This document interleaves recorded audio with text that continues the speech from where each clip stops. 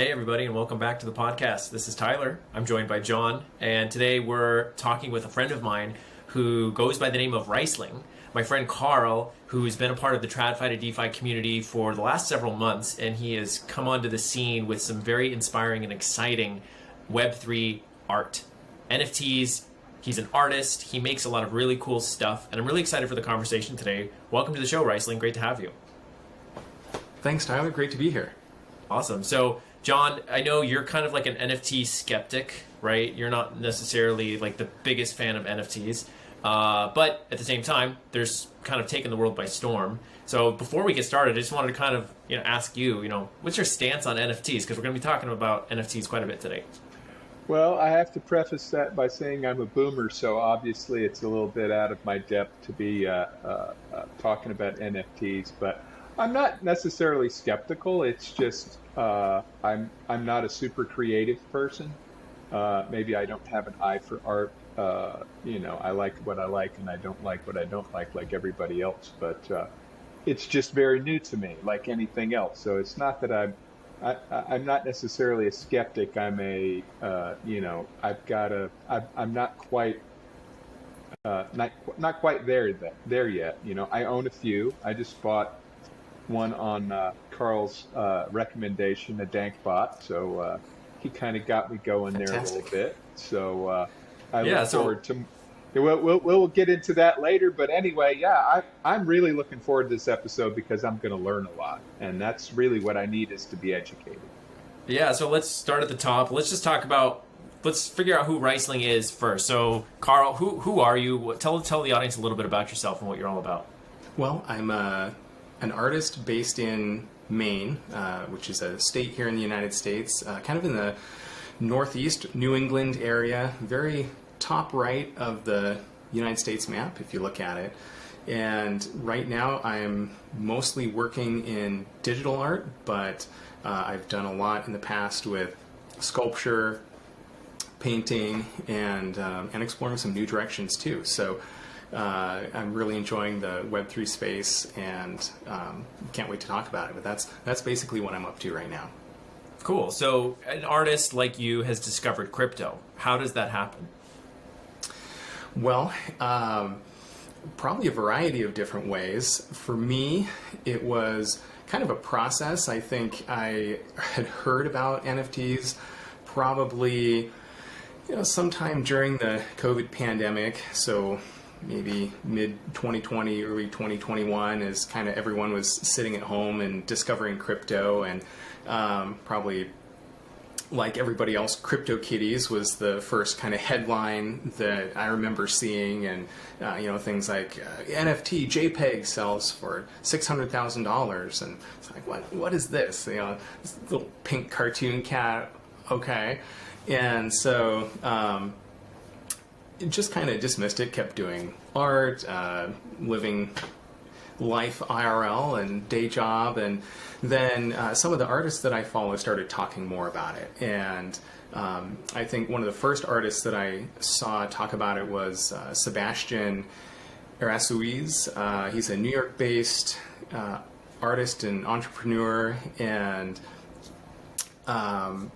it was on his Instagram, I think, where he was showing some pieces that he had contributed to some VR art installations, and there were some other big name artists that were doing it. I think Kaz was another big one that submitted some NFT art, and then he started talking more about NFTs and what might it mean for artists, and what might be some of the important things artists need to know about it. And so I really value Sebastian as an educator, really putting out ideas out there, and so that really got me looking closer at it. And I think actually I have to give my wife credit for sending me that that little Instagram reel where he was talking about it. And so maybe my wife was the one who got me into NFTs. I'm sure she probably regrets that at this point, but Well, your wife is a very talented artistic individual as well, and so it makes a lot of sense. And if you just simply kind of follow where artistic people are looking, you tend to find these really exciting things. That's how I've discovered crypto, is I just followed a bunch of other smarter people than me.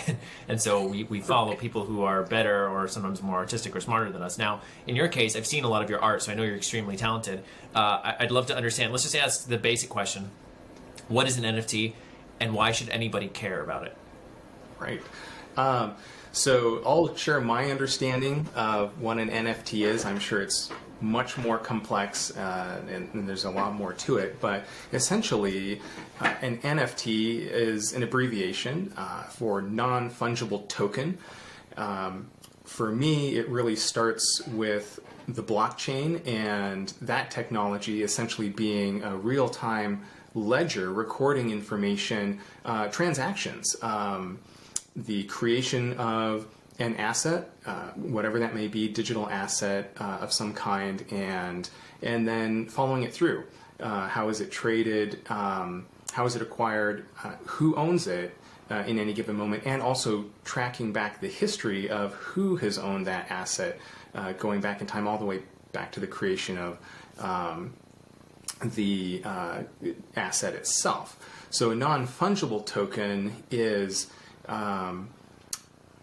really, I think the important thing is the non-fungible nature of it, as opposed to something like a baseball card, of which there may be thousands of copies. Those individual copies themselves are fungible. You can trade one identical copy of a trading card for another. Well, a non-fungible token or non-fungible asset might be a one-of-a-kind baseball card. And so that translates to art in terms of what an NFT is for art, really fits with the idea of an original piece. Is this a one-of-a-kind made by an artist, or are there copies of it? And this all exists on the blockchain, tracing it through. So I think for me as an artist, that's the fundamental understanding of an NFT being a way to represent a digital piece of art as a one-of-a-kind or a limited edition through the technology of blockchain. So is that when NFTs really clicked for you as an artist? Just understanding that there's this non-fungible aspect to it, meaning a unique signature that identifies this on the blockchain and specifies that there's no other one like this. Is that what helped NFTs click for you? Yeah.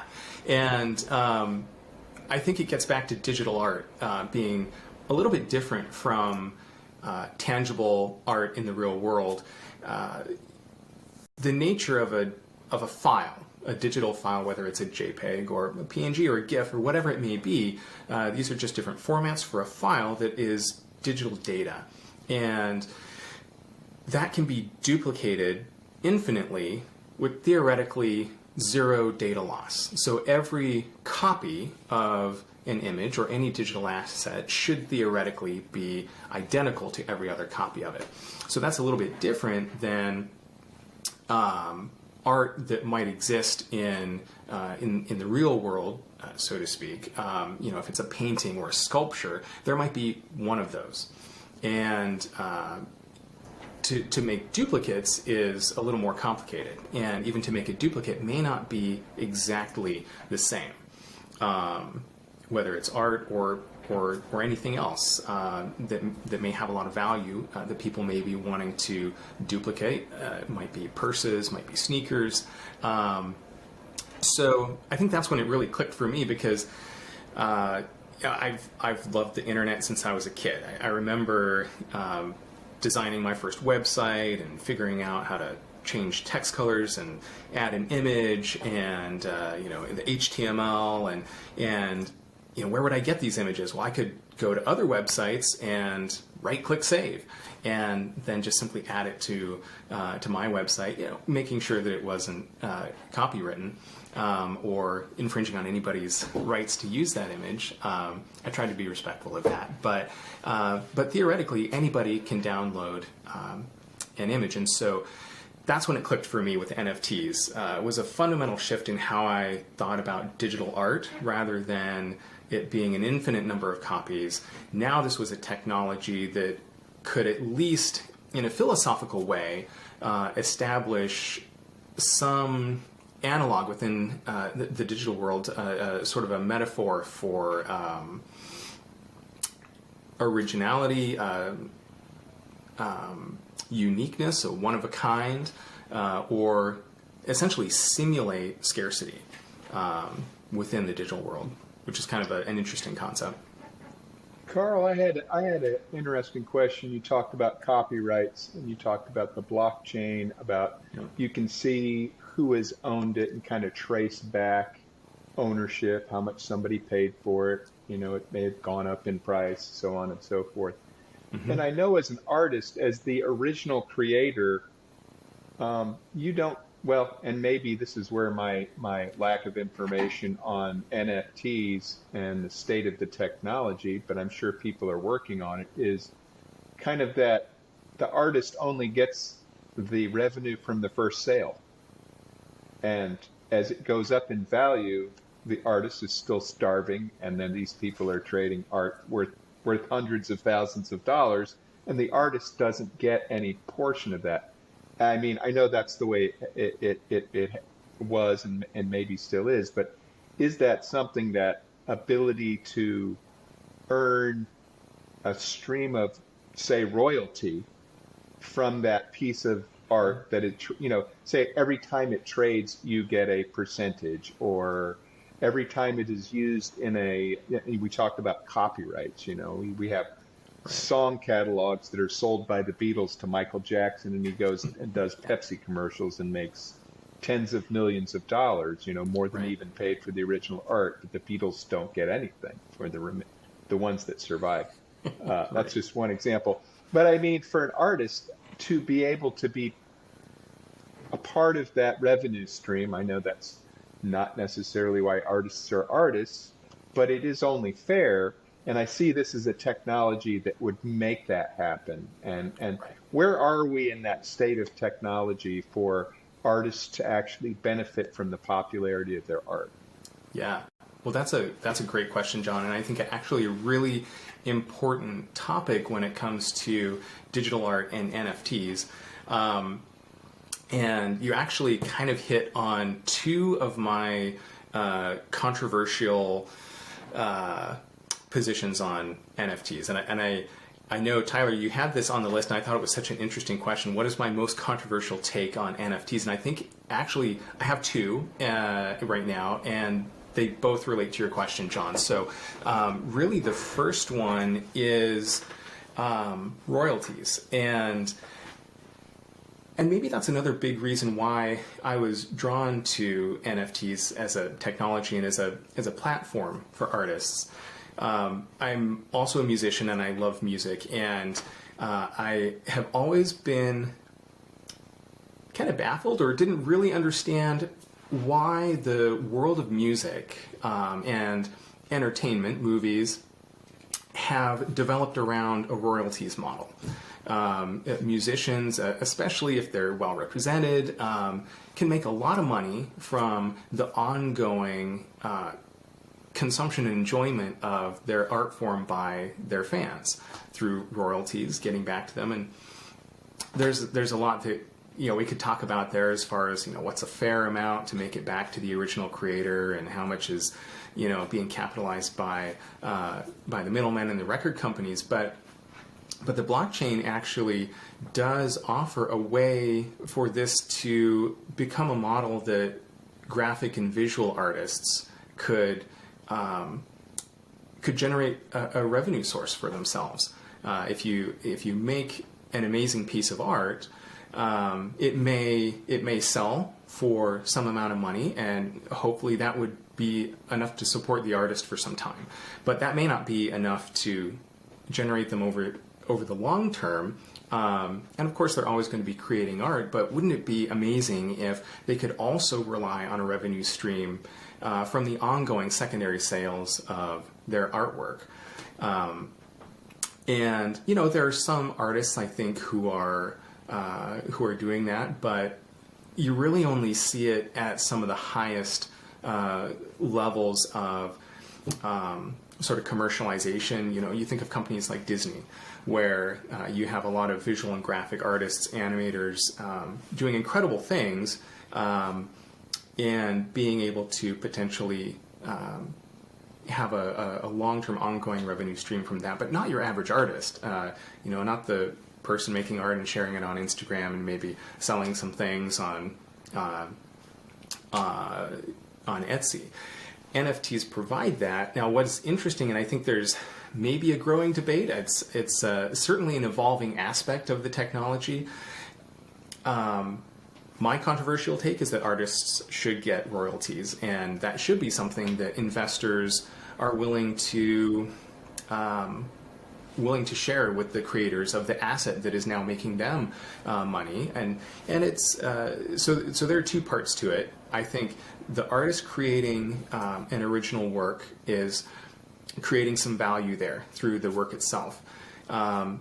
The collectors or investors, if you want to think of it that way, are also bringing some value to the work through popularizing it, sharing it with their friends, with other collectors. So it's kind of a symbiotic relationship there, but I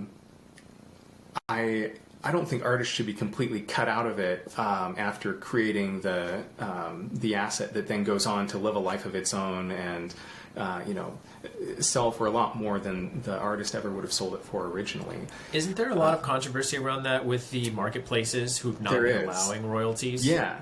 So where it really started, as far as I know, was that royalties were really a big part of marketplaces like OpenSea, others, I think Super Rare, other marketplaces really made it easy to set up royalties and have those coming back to the artists and the creators. And some percentage, different marketplaces would allow more or less. Other blockchains, it's a little bit different. I think OpenSea would allow up to 10%. On the Tezos blockchain, Object, I think, allows up to 20% and possibly more. But I saw most artists finding some reasonable amount that they felt comfortable with. But there really is a trend, Tyler, you're right, towards cutting out the royalties altogether. And I can understand why some of that is happening. Marketplaces need to preserve their relevance and their utility within a space. And so what they're doing is, I think, catering more to the collectors and the investors who want to be able to resell something and are willing to tolerate a commission to a marketplace, but seem not to be as interested in getting a percentage back to the original creator. So I think it's very interesting, and I don't have a lot of theories on why that is the tendency of collectors and NFT traders, but I'm sorry to see that beginning to fade into the background. I'd like to see that remain an integral part of NFT art, because I think that's a revolutionary aspect of NFTs and could mean some pretty important things to artists going forward.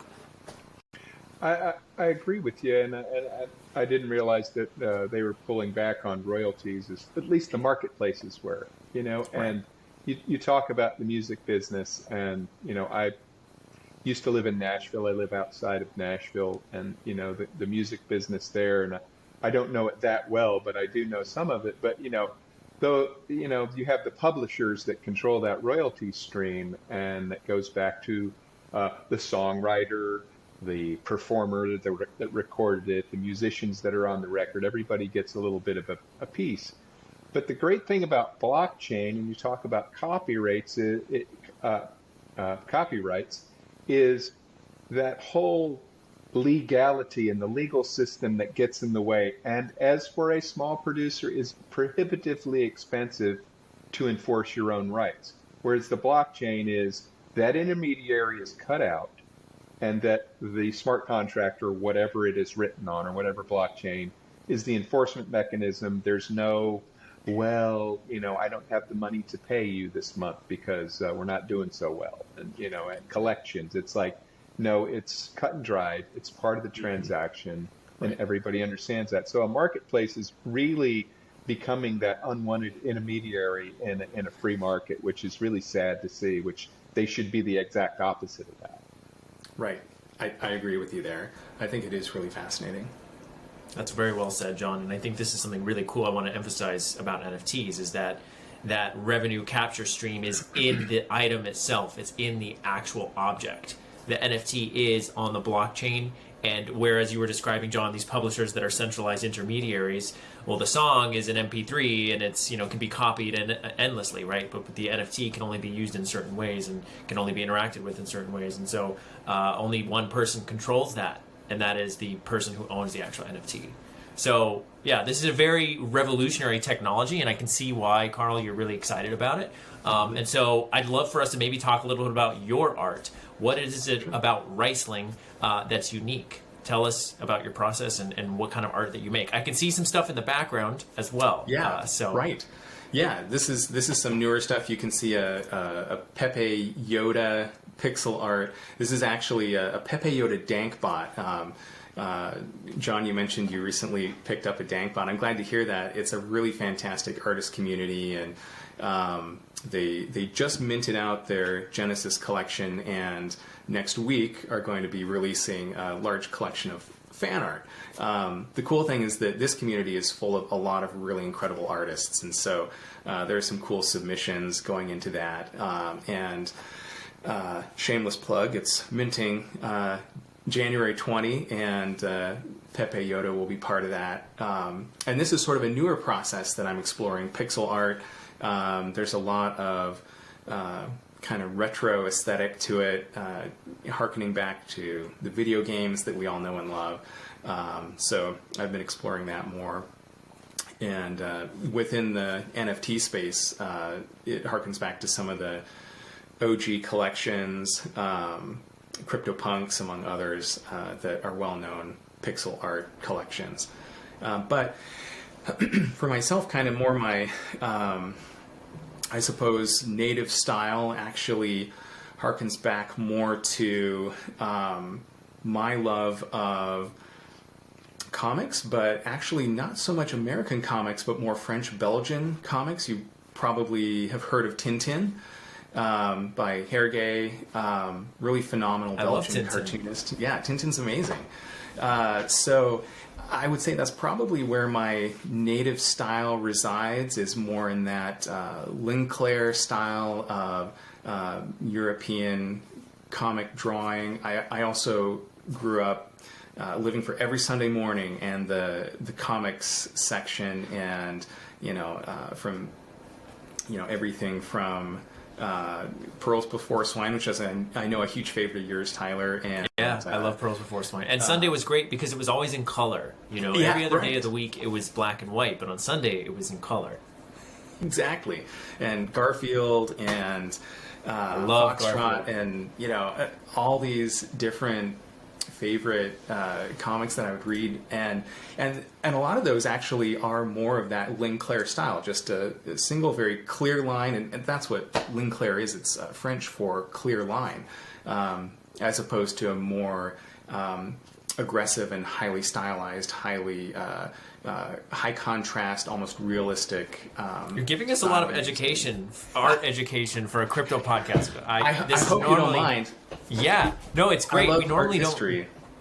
We normally don't go into this. So your style, I do agree, Yeah. it's extremely distinctive. I've noticed a theme throughout it, and you've also, correct me if I'm wrong, you've created a bit of a universe for your characters, and you seem to have some cohesion throughout all of your art. Could you talk about that a little bit more? Yeah. I think it's an evolving thing. Right now, I think it exists more in my love of surrealist art. Getting back to Dolly, Robert Williams is a favorite of mine from LA. So surrealist art really is kind of an exploration of dreamlike imagery, sort of the strange beauty of the unexpected. but also working in a lot of humor and maybe some of the naivety of comics. Here behind me you can see a case full of designer art, a lot of vinyl, sofubi. The designer toy movement is really an evolution of toy making technology, and there's just a lot of fun, irony, humor in it, but the art is in that kind of strangeness, something ironic, something different about a rubber duck, but maybe it has 3 eyes, or maybe it's painted with camo or something different that takes it in a little different direction. And so that's what I explore with a lot of my art. And some of the themes that have kind of crept into my art are costumes, again, which I think is really fun, probably hearkening back to one of my favorite childhood books, Where the Wild Things Are. Again, a dreamlike state, very surreal, in costumes, and just exploring this world. So it kind of evolves, but another theme is these turned-in ears. And I think that kind of came from some of the, I think, almost dystopian things that I see in technology and social media as time goes on. I think we can too easily end up in echo chambers. And so that's kind of where that turned-in ears motif comes from, and it just kind of evolved into an essential part of my style. And just sort of exploring it through a comic style, drawing on my love of that history. That's really cool, because your art, I've noticed all of these features that you've described, and I didn't quite understand that was some of the meaning behind it. And to hear you explain it so carefully like that is really exciting, because now I can look at your art in a new way. And that's one of my favorite things about art is I enjoy going to museums, and I enjoy walking through the gallery. And one of my favorite things is to get really close to the canvas and look at the artist and try to understand their process and how they made that thing. What were they thinking of? And I experience the art in many different ways. I'll step back from it, I'll get closer to it, and I'll just try to be open to what the artist is trying to tell me. So I'd love to ask you a little bit about, you talked about some of the themes of what you're exploring. I think that's extremely cool. And I'd love to understand, what is your art process like? What is this creation process that you use, and what sort of tools are you using in this space? Yeah, for sure. So I think as far as the tools that I'm using, the process, I think really starts with an idea, and that could be anything from an ironic moment at work, or something that just pops into my head, and I'll usually try to record that in some way. Usually it's pen on a post-it note, or just a scribble on my phone, or even just a prompt that I'll either text or email to myself, and then from there it kind of evolves as an idea. What medium might fit this idea the best? Is it a drawing? Might it be a sculpture? I haven't done much sculpting in a little while, but the tools then that I move into, predominantly right now I'm using Procreate, which is a fantastic art app on iPad. It's kind of like Photoshop, but really geared towards drawing, painting on a tablet itself. It's incredibly powerful. It can do a lot of things, including photo manipulation, pixel art, as you see here in the background, more retro styles, which I personally love. It's sort of off screen, but you can sort of see some of my native style there with so it's maybe a little too bright, but he's a little character with the ears turned in, sort of a lid lifting off, showing his brain, and it's drawn in more of that comic style, also adding a CMYK color process to it, which is a bit of a process on Procreate, but it's pretty straightforward. It makes it pretty easy, and essentially it looks like a dot matrix printing style. If you were to zoom in on one of your favorite old comics, you'd see the CMYK mixture creating the different colors, and so that's... I noticed that, so that's what that's called, because I've looked at your art and I've seen that, and I feel like I'm looking at a newspaper print and like really closely. Yep, exactly. Yeah, it's that cyan, magenta, yellow, and the K is black. And that printing process lets you use 3 colors to create a very wide variety, almost a complete rainbow of different colors. So that's kind of the process for digital art.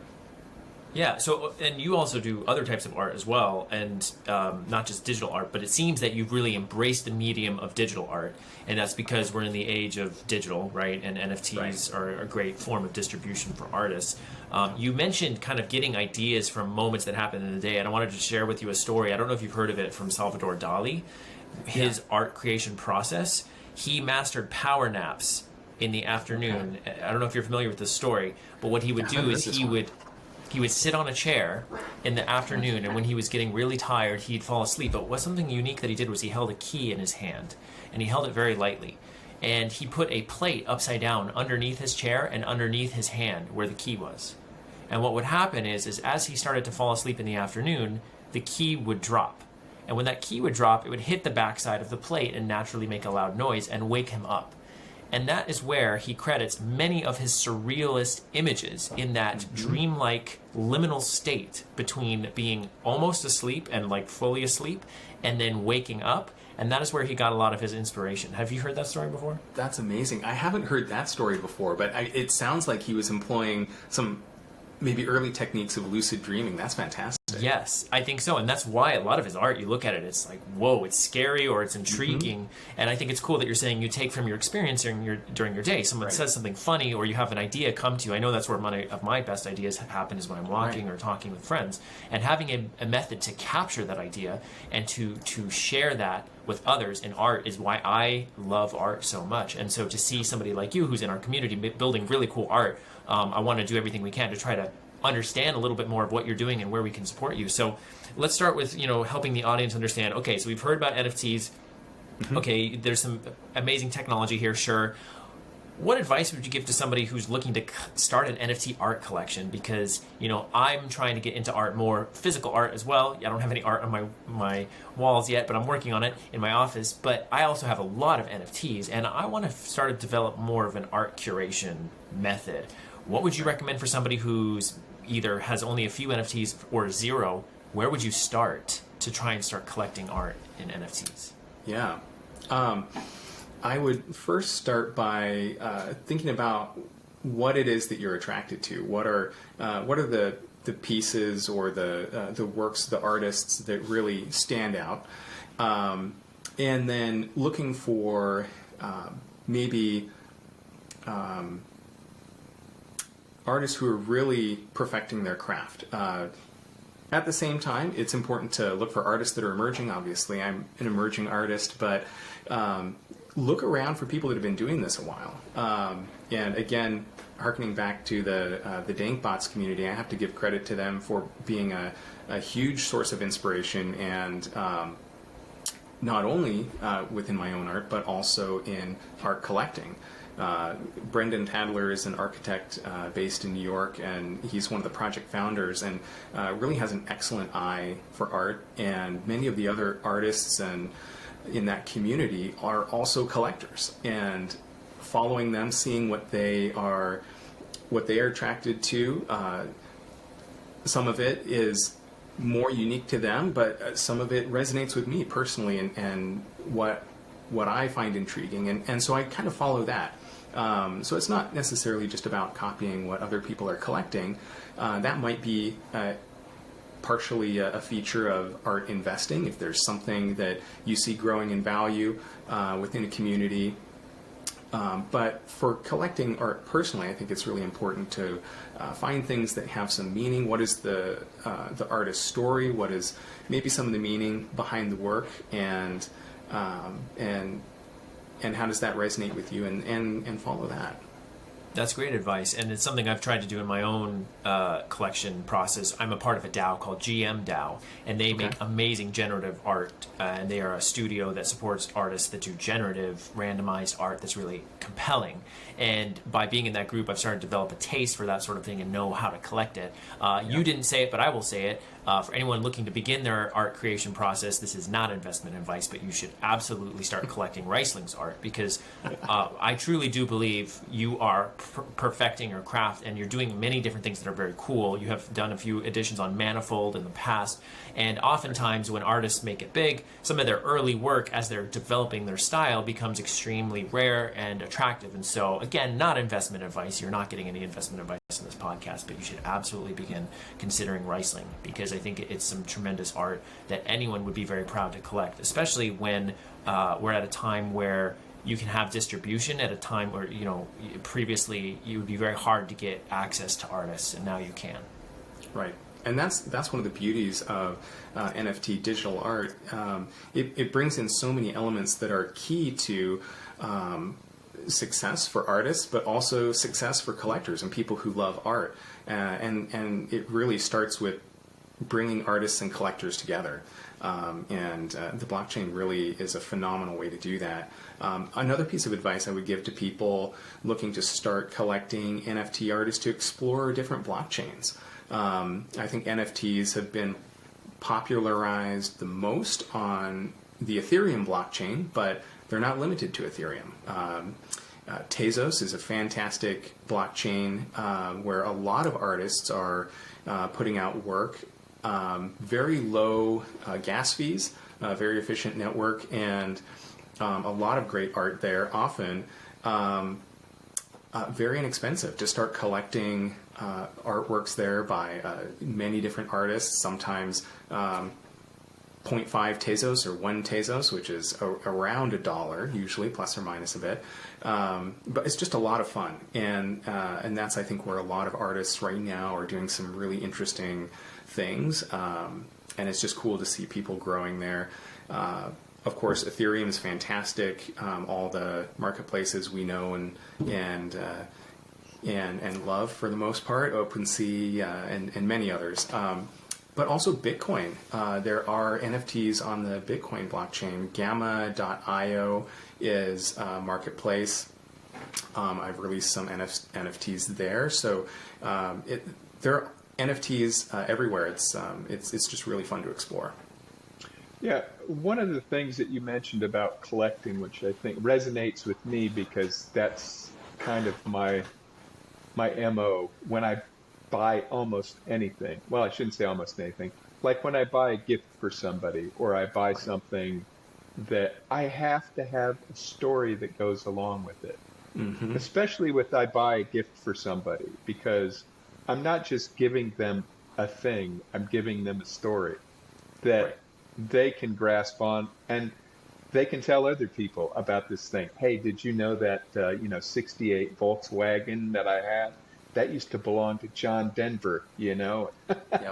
Or if or whatever, you have to have a story with everything, and getting to know the artist, getting to know your creative process, getting to know what the ears turn to inside. That's so important. I mean, that's what resonates with me, and I'm not much of an art collector or an art appreciator, but anything that I buy of what I consider value is along with that story you can tell. So that did resonate with me, and I'm not giving anybody advice on collecting, but I would say that would probably be a good way to go. Are you also giving Volkswagens that were owned by John Denver? No, I don't think so. No, okay, that wasn't a gift. I don't. No, that you've done? No. But I know people that like in Nashville, which is very much known for the guitars and the guitar shops there, and it's like, oh, that that guitar belonged to Willie Nelson, or that guitar. There's a story behind what you're buying. It's not just a guitar. And it's not just an NFT. It's an NFT that was owned by somebody else. It could have been in some other famous collector's gallery. Somebody's collection. It was in the Guggenheim. Who knows? Yeah. But exactly. But yeah, that's the cool thing about art. Aside from the technology, is that there is something other than just face value. Yeah, exactly. Well, and I think that's another piece of advice to people getting into collecting. And I know another question you had, Tyler, that I want to make sure that we have time for. What can people do to start getting into making NFT art? And so one thing that I wanted to say was that a lot of the same rules still apply in terms of digital art in Web3. Being a real authentic person. We've seen too many NFT rugs where somebody puts out a collection and vanishes. So it's important when you're making art or collecting art to know who you're collecting from, maybe understand their story, their process, and if you're making art, be forthcoming with all of that. Let people know what it is you do, why you're doing it, and be an authentic, responsible, helpful person that's easy to work with, and be a professional. I think that's all that applies. That's good advice in any career, in any industry, in any community. Be professional, be sincere, be kind, don't steal. There's so many tools out there that are free and make everything really easy. You don't need to steal. Right. And I've seen a lot of NFT projects that I've tried to get involved with, and then they somehow had stolen art from somebody else and didn't credit them, and then that's just a disaster for the project, and then they go to zero. And so we don't want to do any of that. All right, cool. So, Carl, this has been extremely helpful. You've given us a ton of information. Anything else you wanted to cover? Any other tools that are really interesting to you that new NFT artists should check out? Manifold, we briefly touched on, and others. But Right. Is there anything else that to get someone started in NFTs that you would recommend besides Procreate? I think you also mentioned a few others. Yeah, I think probably number one, find a community. That's been huge, I think, for me. And I think I was talking to my wife recently saying, wow, man, I should have joined some artist communities long ago. I think it's easy to get busy, to get focused on your creative process, your day-to-day, your day job if you have one that pays the bills and helps you make art. But finding a good artist community, and there's so many out there. The Dankbots community is fantastic. I have to give them a plug there, and many others. Focusing on just about every genre. So look around, and for the most part, a good community is going to be very supportive, helpful in education, knowing how to go about doing something, and just being a general support in terms of making things. Agreed. And in fact, I would be remiss for not mentioning TradFi to DeFi's community for NFTs. Absolutely. I mean, we are really growing that expertise thanks to people like Riceling who come into our community and bring us a ton of insights. And so if you join our Discord, we have a section where someone like Riceling and others can share what they believe to be actionable opportunities. Again, no investment advice, but again, it's an opportunity to learn and find opportunities in this space to learn about NFTs. And so, come join TradFi to DeFi where we talk about this sort of thing and are learning right alongside you. Absolutely. So, and I put in a plug for artists also looking at exploring business practices. I think art is predominantly creative, but I think artists should think of themselves as a business. And money is just an inanimate tool that we use to make it possible to make more art. So, joining a community like TradFi to DeFi, I think, is huge also in terms of educating and learning about so many other aspects of blockchain and finance that I don't understand and I'm slowly learning bits and pieces of. So thank you guys.